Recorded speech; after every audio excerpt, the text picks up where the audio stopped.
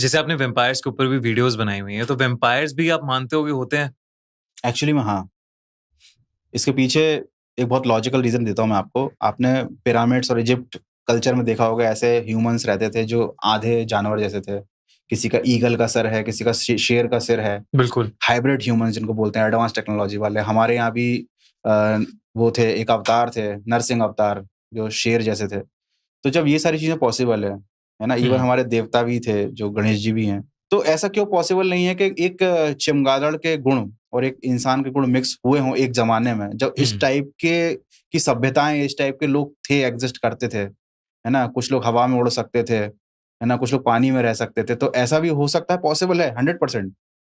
आज के समय में बहुत सारी प्रजातियाँ एक्सटिंक्ट हो गई हैं, तो इसका मतलब ये नहीं था कि वो पहले एग्ज़िस्ट नहीं करती थी, है ना? अब वैम्पायर जो है कल्चर, वो उसको इतना मॉडर्नाइज़ कर दिया गया है हॉलीवुड के द्वारा कि आप वैम्पायर का मतलब यही इमेजिन करते हो कि एक पेल व्हाइट स्किन है, स्मार्ट सा लड़का है। जिन लोगों ने न्यू मून और इक्लिप्स ये सारी मूवीज़ देखी हैं, वो वैम्पायर का मतलब यही समझते हैं। हाँ, ड्रैकुला के 2 दाँत हैं और रात में बस लड़कियों का ही खून चूस रहा है वो।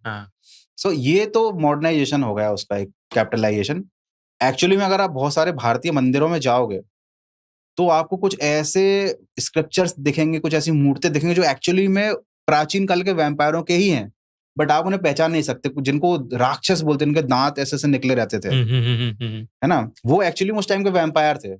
बट हम अलग-अलग समझते हैं कि वैम्पायर विदेश में ही होते हैं और इंडिया में नहीं होते हैं, ऐसा नहीं है। तो इंडिया में भी वैम्पायर्स होते हैं? यस, इंडिया में भी वैम्पायर होते थे।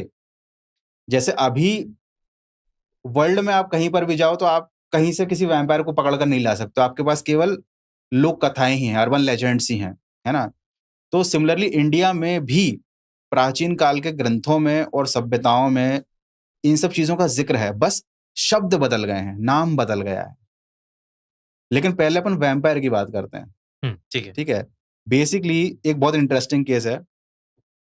वैम्पायर के नाम पर फॉरेन कंट्रीज़ में और यूरोप में एक टाइम पर बहुत किलिंग्स हुई हैं, विचेस के नाम पर और वैम्पायर्स के नाम पर। किसी को भी अगर निपटाना हो, तो उसके बारे में अफ़वाह फैला दो कि भाई ये विच है, विचक्राफ्ट करती है, काला जादू करती है, गाँव के लोग उसे पत्थर मार-मार कर खत्म कर देंगे। ठीक है?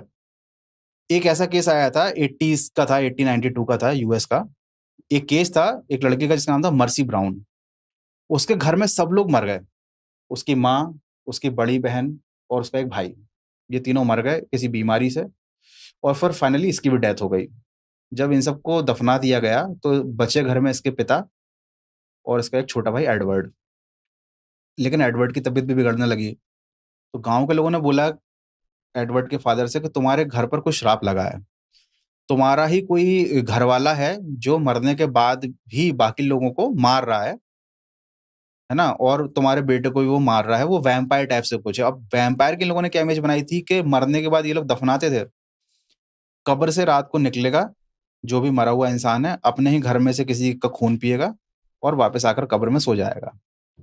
तो इसी अफ़वाह के चलते सारे गाँव वालों ने वो एडवर्ड फैमिली की 3 जो कब्रें थी वो खोद दी। तो उसकी माँ की लाश सड़ी निकली, उसकी बहन या भाई की लाश सड़ी सड़ी निकली, लेकिन वो जो लड़की थी, मर्सी, उसकी लाश एकदम वेल प्रिज़र्व्ड कंडीशन में थी।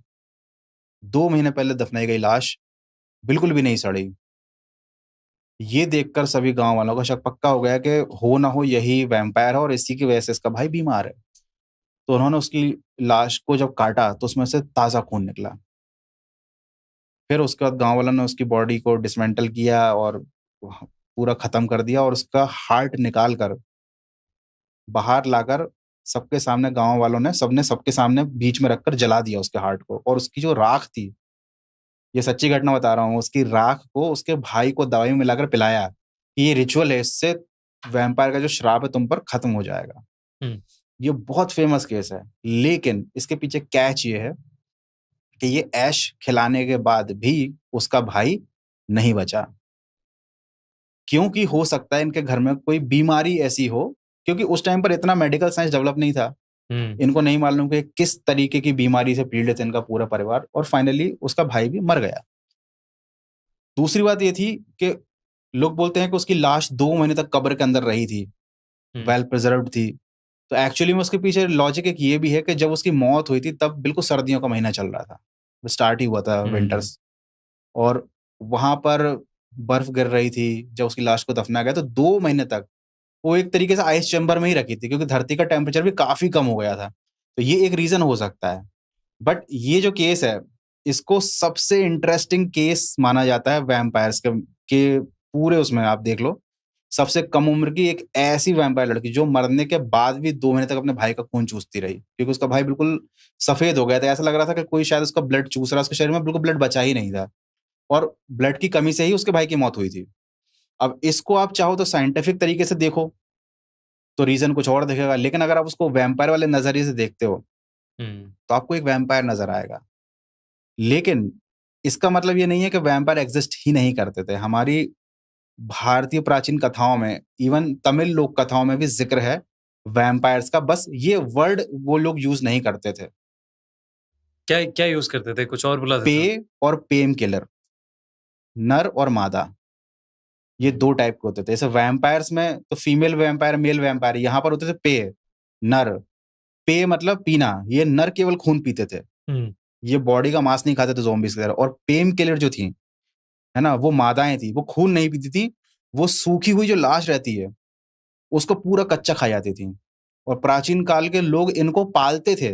पालने का मतलब ये है, उनको बंदी बनाकर रखते थे, उनको यूज़ करते थे युद्ध में।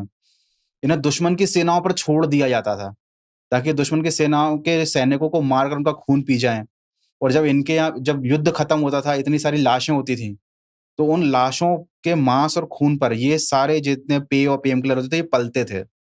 ये जायंट्स थे, जायंट्स वाले जो वैम्पायर जो होते हैं, हुँ। युद्ध में यूज़ किए जाते हैं। ये लोक कथाएँ हमारे भारत में भी हैं, लेकिन ये इतनी प्रचलित नहीं है, क्योंकि ना इन पर मूवीज़ बनती हैं, ना कोई इनके बारे में बात करता है। इवन आई एम श्योर आपके और मेरे दोनों का कंटेंट देखने वाले लोग हॉरर ज़ोन से ही होंगे, लेकिन पे और पेम किलर के बारे में 90% लोगों ने सुना भी नहीं होगा। हुँ। बिल्कुल, मैंने भी कभी नहीं सुना था।